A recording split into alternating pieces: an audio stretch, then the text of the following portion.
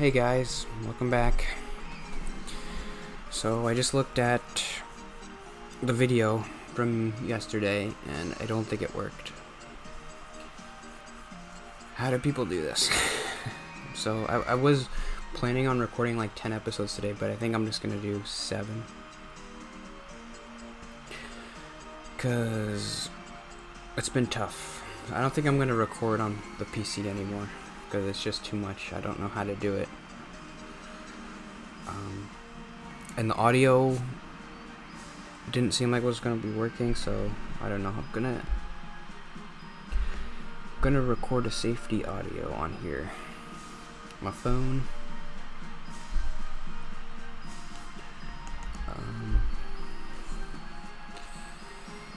Yeah, today hasn't been good. So let's play the game. 650 guests by year 3. That's easy. Let's build a roller coaster.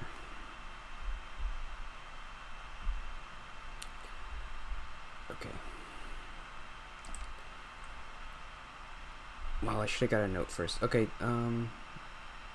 So I went to my therapist on Thursday. Let's build this here. And he said something interesting, which is also kind of scary. I mentioned to him that like I was in a bad mood this week,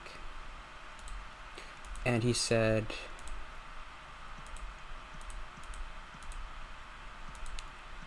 I have a hard time seeing you in a bad mood.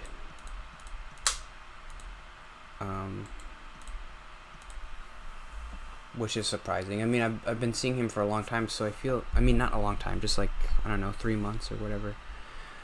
I feel like he knows me pretty well. For him to, and I feel like, I don't know, for him to say that, it's scary, because I feel like I'm in a bad mood a lot. And that's what I told him, like, I'm in a bad mood a lot. Why did he think that? I guess I'm good at hiding it.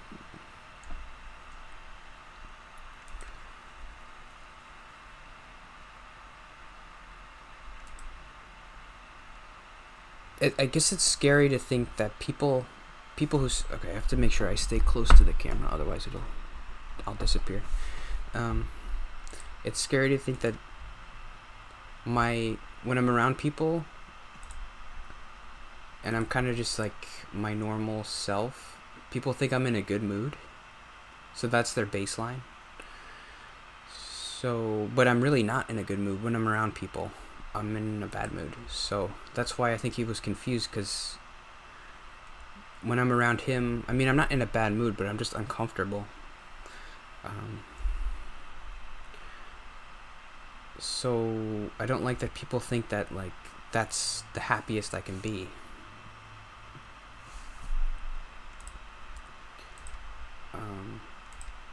It's scary. But I guess that was it. I'm still looking for a new therapist because my current one isn't on the insurance. Oh, I already have a roller coaster. That's cool.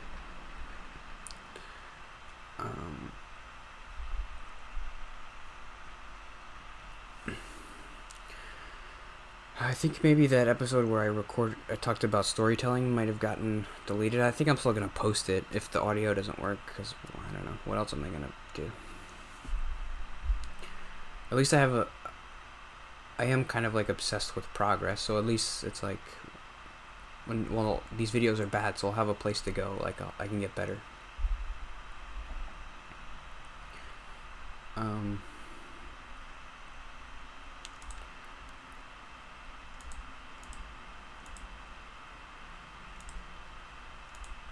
Let's build this, why not?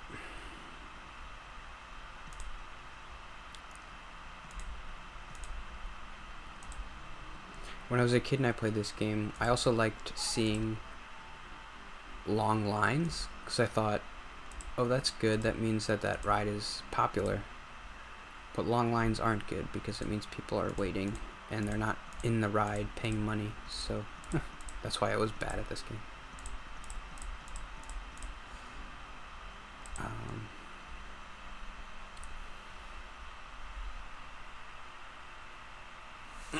I need to be happier. Be happier. I'm kind of bummed out because those recordings. I don't know why I care so much, because I know nobody's watching, but I just want to do something right for once. It's been a month since I recorded, and now it's like these videos aren't gonna work. This video might not even work. What do I do if the audio is just nothing? Will I still post it? Whew. People don't want to see me being like depressed about audio stuff, and I don't want to be depressed about that. I want to just talk about Star Wars. Breath of the Wild is good.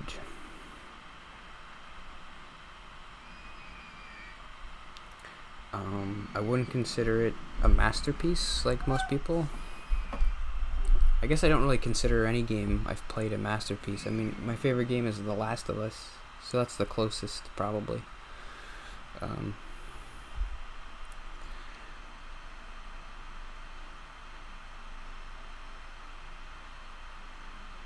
I should probably start with the good stuff.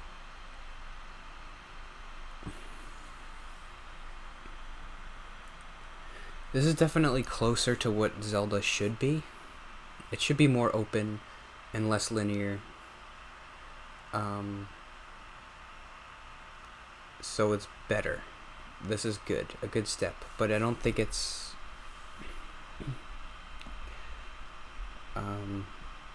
there's a lot about it that I think could be a lot better, and that I don't think they works. Or it's just not new. There's nothing really new about this game except that it's a Zelda game, because all this open world elements that are in this game have been done before, and probably better by other games. I think people are just happy because they're finally open, and it's what it should be, and I'm happy too about that. I liked Skyward Sword. I thought it was good. I thought they did a lot of good stuff with the characters and the environments, or I don't know. I mean, it's very linear, but that didn't bother me.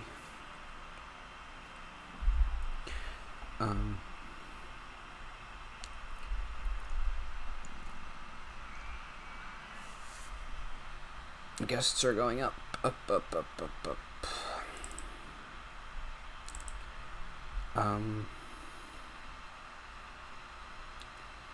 So the idea of having the shrines is cool. I like it. But the puzzles aren't... I don't want to say they're not good, but there's a lot about the puzzles that I don't like, that I think are not interesting. Number one is... all the puzzles revolve around like 2 or 3 of your runes, basically bombs, stasis, and the magnetic. They don't give you any new...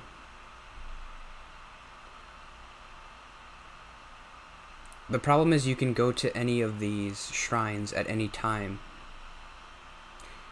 So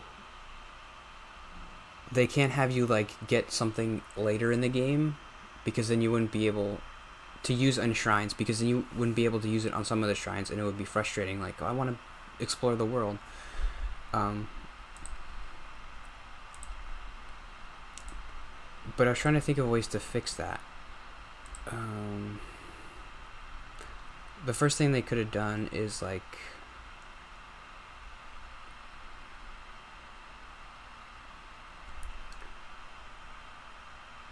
maybe you make each shrine in a section, so there's like 4 sections that are... each divine beast has a region. All the shrines in that region are like controlled by that divine beast. So you can go to the shrines the first time and you do this simple puzzle with like a rune or whatever, and then once you beat the divine beast, you can go back to the shrines, and then the puzzles are more difficult. Oh, that was the main problem I had. It's just like the puzzles aren't very hard and they're not very fun.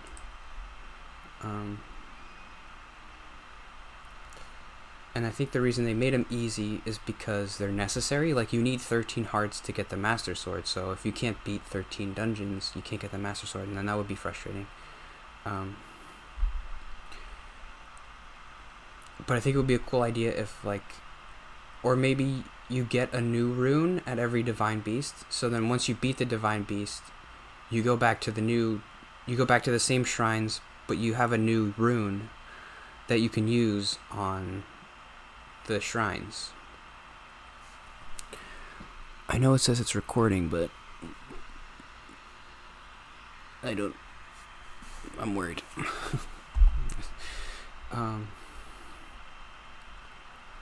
So then the first time you go to a shrine, it's like there's one element of it, like you throw a bomb and you blow something up and then you get there.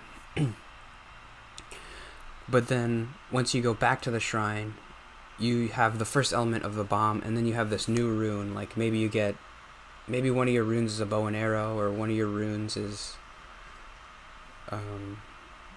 something new, like a boomerang or something. And then you have to use the bombs with the arrows in the new area. So that would make it a little bit more complicated. And you can make... The problem with the puzzles is, like, everything is very singular. Like, once you go to through a puzzle, you just have to, it's like, just use the bombs in this area, or just use the stasis in this area, and then you've solved the puzzle. I think I can raise the price here.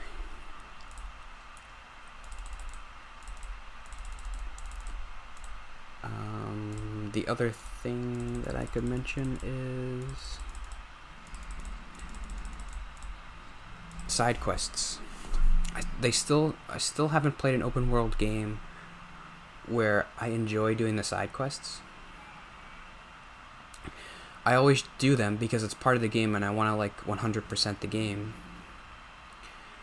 But I never do the side quests. Like, I never pay attention to the dialogue or, like, care about what the story is for the side quests. But I do care about the story, the main story, almost all the time. Like, I care about the main story in Zelda, and I'm, like, excited to get to the new places, and I always pay attention to what's happening in the story because I want to know, like, what's going to happen. So I was trying to think of a way to solve the side quest problem, and I was thinking, first of all, cut back on the side quests. Don't have, like, so many. There's, like, too many. I know that makes the game shorter, but, like, maybe you can make each side quest longer. And I care. If I'm playing your game, you know that I care about the main story, right? So a way for me to get me to care about the side quests is to make it branch off the main story somehow. So if I'm in the Zora area and I meet the prince, have the prince give me a side quest. Maybe that side quest could be a part of the main quest, like you have to do it to get, like, a certain item. But then once you're on this side quest, you branch off into a different side quest if you want to, and have the branches go out that way instead of just randomly running into people and, like, having them say, hey, can you do this thing for me? Get me 10 berries. I want 10 berries. Like, I don't want to do that. I don't care about that. I don't want to do your errands for you. But if you make it part of the main quest and make it optional, it's still a side quest. And then I still care about it because I care about the characters. Like, I liked this prince character, so give me more to do with him. And then introduce some new characters or introduce some new areas that I can explore from that with new side quests. Instead of what they do, which is, like, you have the main quests and then you just kind of run into side quests randomly, which is what pretty much every open world game does, but I don't like that. I never like playing the side quests.